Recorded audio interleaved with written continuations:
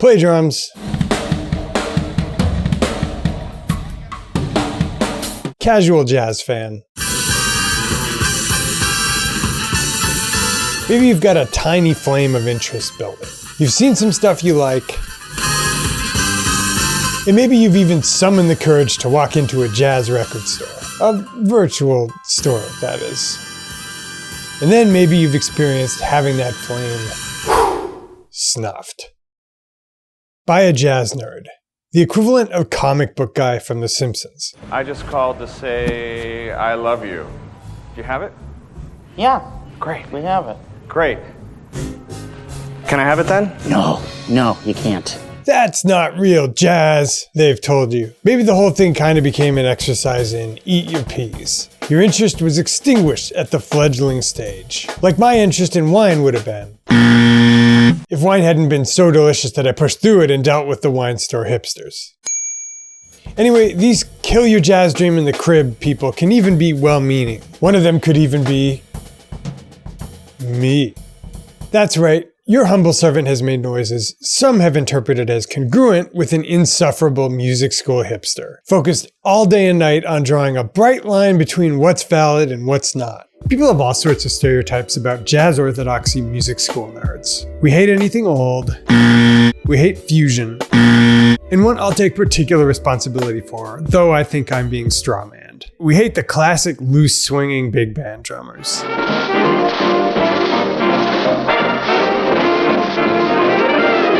We're trying to leech the fun out of jazz drumming by standing over people with clipboards and a pen light, waiting for somebody to mess up. And I'd like to set the record straight. Not because I'm anointing myself to speak for every music school jazz nerd, but partly because I made this mess. And I want to set the record straight. If you're new to jazz drumming, I want to kindle that interest into a flame, not snuff it out. Apropos of which, the 5 biggest misunderstandings about music school jazz nerds. Stay tuned.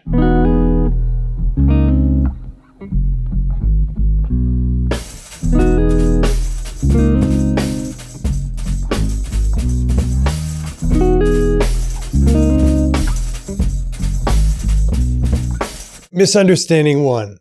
We only like modern stuff. Say you hear some Gene Krupa or some Buddy Rich. You're like, hey, these guys are pretty cool. Then you see a music school jazz drummer like me telling you to check out Clarence Penn,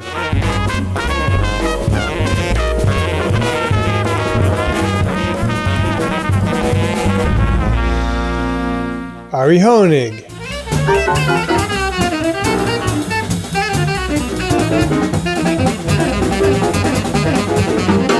Marcus Gilmore,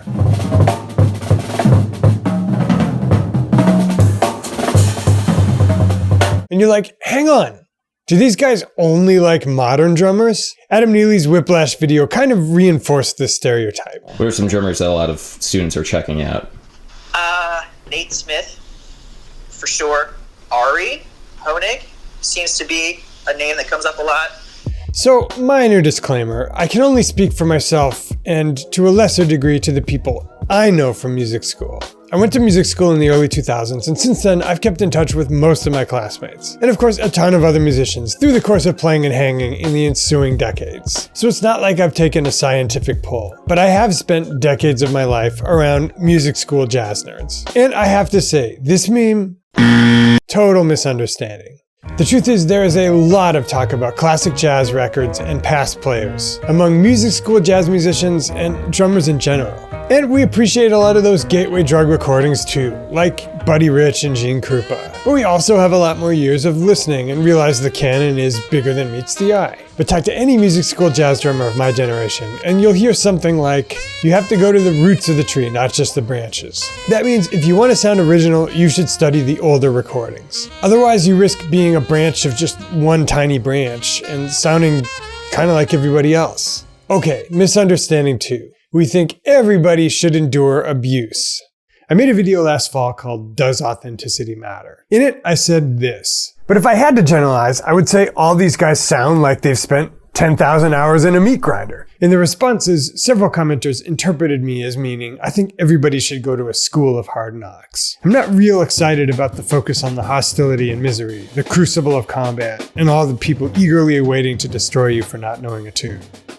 Again, before we get into this, the reason I deign to speak for music school jazz drummers as a plurality is all the many years I've spent having conversations with these folks. Not to mention, after this article came out, I bounced it off a few colleagues and former classmates. So, are there jazz drummers who think everybody who picks up the sticks should endure some abuse? I'm sure there are.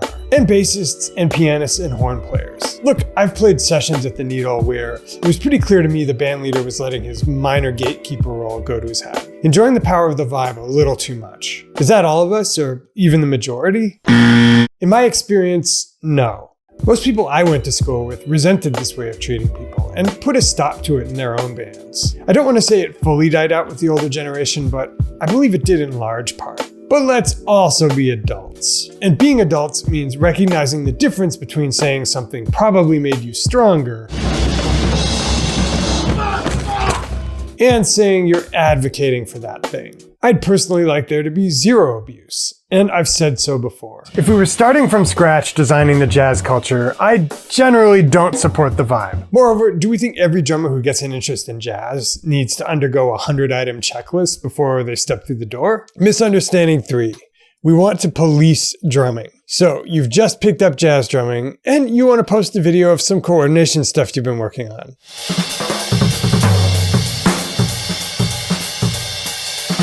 You're super happy about making progress on your playing. Then some music school asshole comes along and pounds you down. Here's Jochen Ruckert, one of my favorite jazz drummers.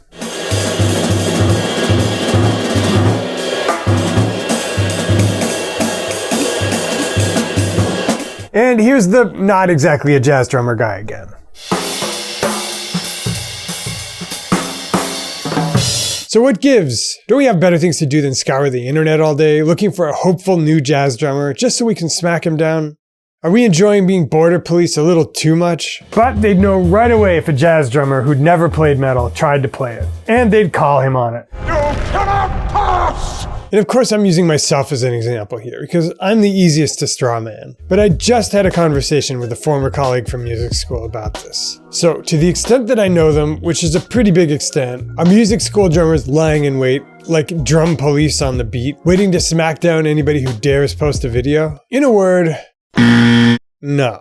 The majority of music school jazz drummers I know are very encouraging to up-and-comers. And as the avatar of the most insufferable of my ilk, let me just say I do not spend all day on the internet looking for somebody to call onto the rug and say, "This is not jazz." Okay, but what was I on about in the authenticity video then? When jazz ceases to describe people who have paid dues and sound like they have, we may as well not even use the word anymore. Well, it's a little like a martial arts school. If you walk into a martial arts school and the air feels heavy, and you meet the instructor and you feel ego, walk away.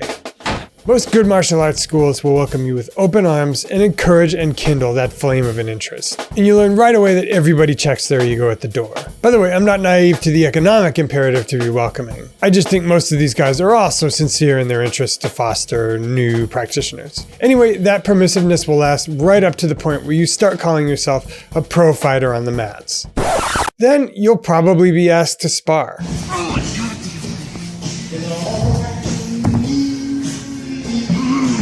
And similarly, music school drummers who have paid dues will raise their eyebrows at somebody who starts throwing attitude around but can't hang on stablemates. But in this modern age, it'll probably stop there, with raised eyebrows. Will I make a video about who deserves inclusion on top 20 jazz drummers lists? If you're interested in real jazz drumming the way it sounds today, these articles and videos are going to lead you astray. Sure, but that's a discussion about the best jazz drummers in the world. Surely you'd agree there should be a high bar for inclusion in one of those articles. But it's not the same thing as walking around looking for fledgling jazz drummers to vibe. Okay, misunderstanding 4. You have to go to music school to play jazz. You've got the jazz itch, and you're playing along with some records. But don't you have to go to music school? In my opinion, no. I'm speaking for myself here, of course, but I've also spoken to plenty of music school jazz drummers. Many would say if you want to be a professional jazz drummer, and I mean all meanings of that word, from playing coffee shop gigs in your hometown all the way up to people like Greg Hutchinson touring the world.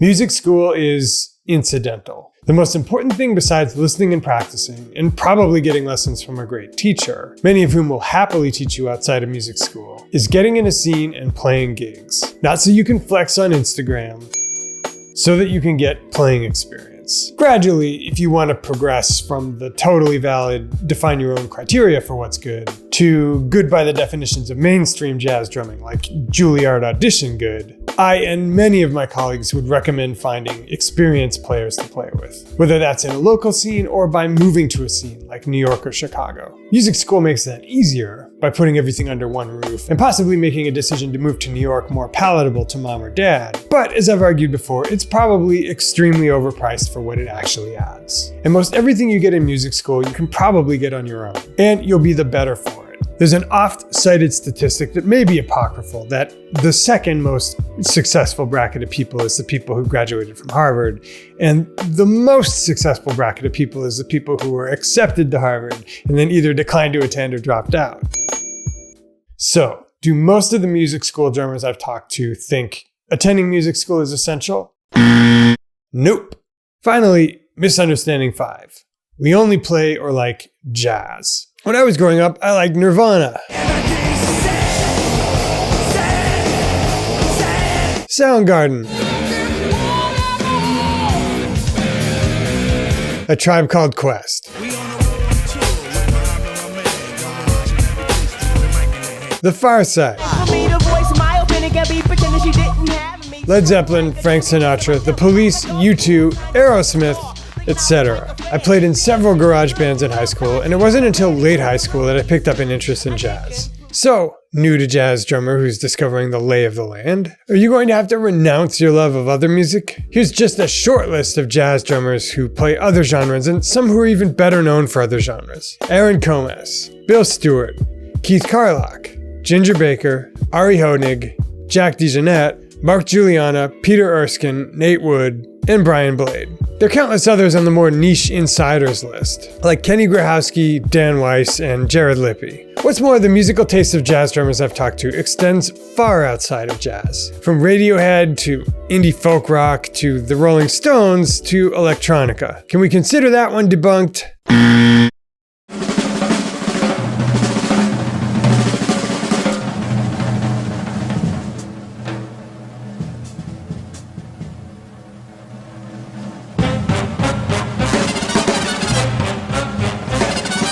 So if you're a drummer new to jazz, I want to make one thing abundantly clear. You're not a bright-eyed fawn on the conveyor belt to a meat thresher. Are there assholes? Sure.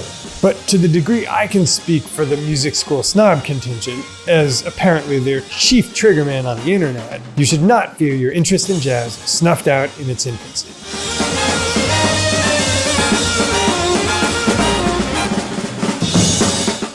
And there's another side. If you kindle and nourish that interest, maybe someday you'll get a little voice asking, I wonder if I can measure up. I wonder if I can take it to the next level. And when you seek challenge, you'll find it. Does greatness lie on the other side of a crucible? Of course. And do I think that even if we could get rid of 100% of the abuse, there would still be some jazz drummers who looked around and said, you know what?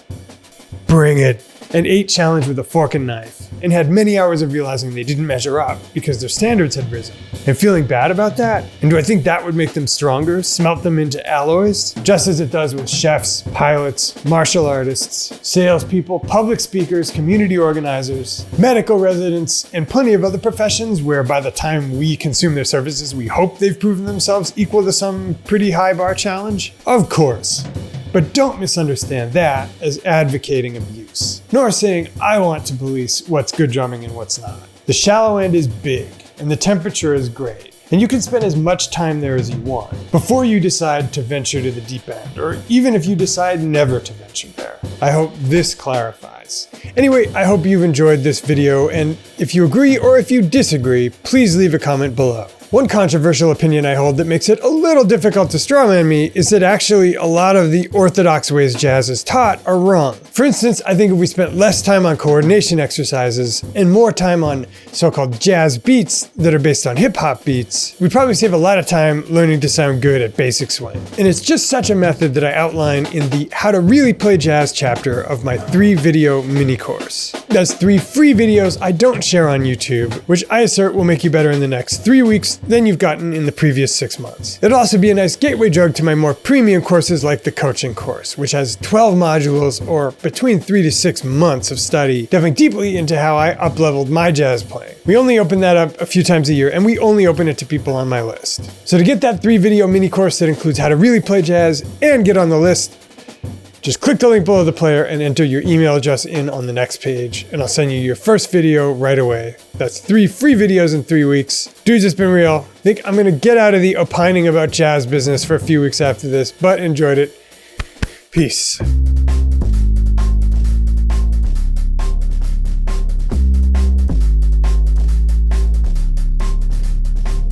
Rolling, rolling, rolling. Keep those doggies rolling.